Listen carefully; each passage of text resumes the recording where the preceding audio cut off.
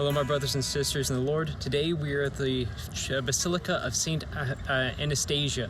So you'll see that big church behind me. It's quite a beautiful church and quite the history behind it.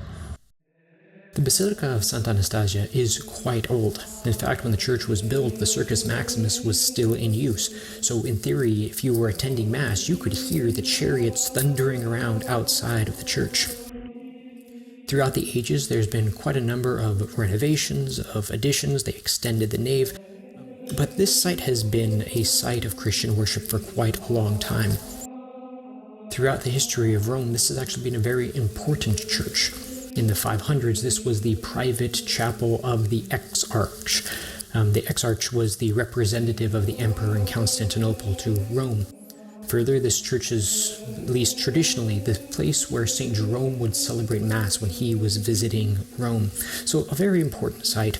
This was also like the place for people to gather together to begin the station churches back historically.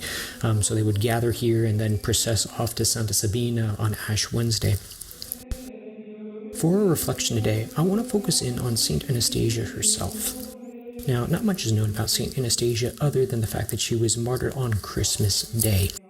However, in the church, if you were to look up at the ceiling, there's this sentence inscribed in Latin, cum agno pugnabunt ut agnus vincet.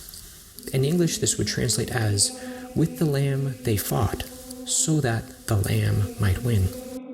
This is a particularly important thing to think about during our time of Lent, as we go through our own sufferings, as we go through our own self-denials, that like St. Anastasia, we fight with the Lamb, we offer up our sacrifices with the Lamb, so that the Lamb, Jesus, might win through us. With that said, my brothers and sisters, I wish you all God's blessing, and hopefully I will see you soon.